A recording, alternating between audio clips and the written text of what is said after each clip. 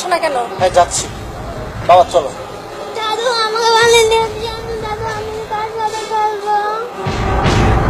বাবা রে, তুই আমার দাদুর কাছ থেকে দূরে সরাইস না। দেখ, তুই যা করবি আমি সব শুনবো, আমি তোর সব পার করে দিব। তুই তো আমার দাদুর কাছ থেকে আমার সরাই নিস না।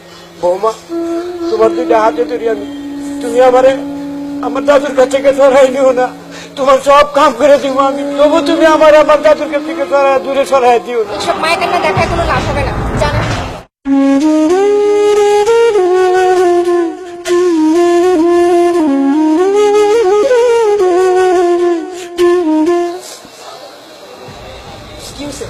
কি হয়েছে মানে? উনি ঘরে বসে ঘর নোংরা করতেছে, বিছানায় পাঁচটা পায়খানা করতেছে, ওনার জন্য আমার বাড়িতে কোনো গেস্ট আসতেছে না।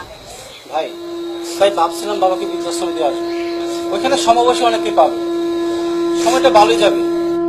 ভাই, শহরে আসছিলাম ভালো একটা চাকরি করব,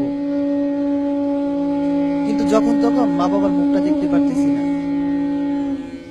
তাই চাকরি ছাইরা গ্রামে চলে যাচ্ছি। কাজ করে খাবো, তবু মা বাবার মুখটা তো দেখতে পারবো। আর আপনারা সেই বাবাকে বৃদ্ধাশ্রমে পাঠাতে যাচ্ছেন। একটা জিনিস খেয়াল করছেন ভাই, পৃথিবীর মধ্যে আমরা যেদিন জন্ম নেই তখন আমরা এপাশ থেকে উপাস হতে পারতাম না। মা বাবা আমাদের জন্য শিমুল তোলার বালিশ বানিয়ে রাখতো, নরম কাপড় দিয়া কাঁথা বানায় রাখতো, এমনকি তারা খাইতে বসলে আমরা প্রস্রাব পায়খানা করে দিতাম, তখন তাদের কাছে কোনো দুর্গন্ধ লাগতো না।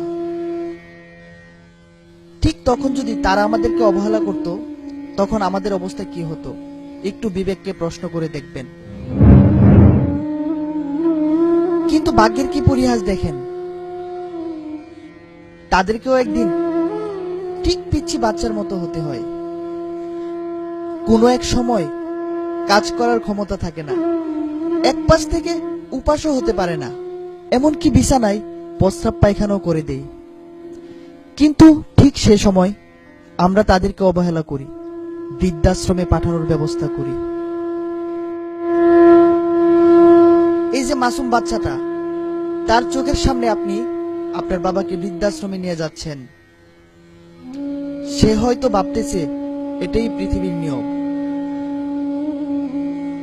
ঠিক যখন আপনি বৃদ্ধ হবেন, আপনাদেরকেও বৃদ্ধাশ্রমে নিয়ে যাবে। তখন আপনাদের কাছে কেমন লাগবে? আপনাদের বিবেককে প্রশ্ন করেন। আমি মনে হয় আপনাদের অনেক মূল্যবান সময়টুকু নষ্ট করলাম, আমি এবার আসি।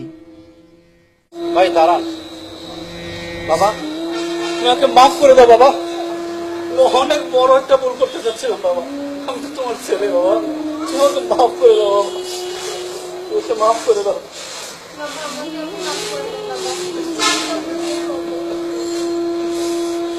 ভাই আপনি কে আমি জানি না, কিন্তু আপনি আমার ঘুমন্ত বিবেককে জাগ্রত করে দিয়েছেন।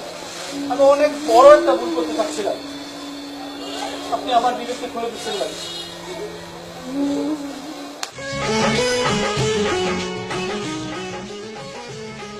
আপনি কোথায় যাচ্ছেন? না রে দাদু না, আমি আর তোকে ছাড়া কোথাও যাবো না, তোর ছাড়া বের কোথাও যাবো না রে দাদু, তোর ছাড়া বের কোথাও যাবো না।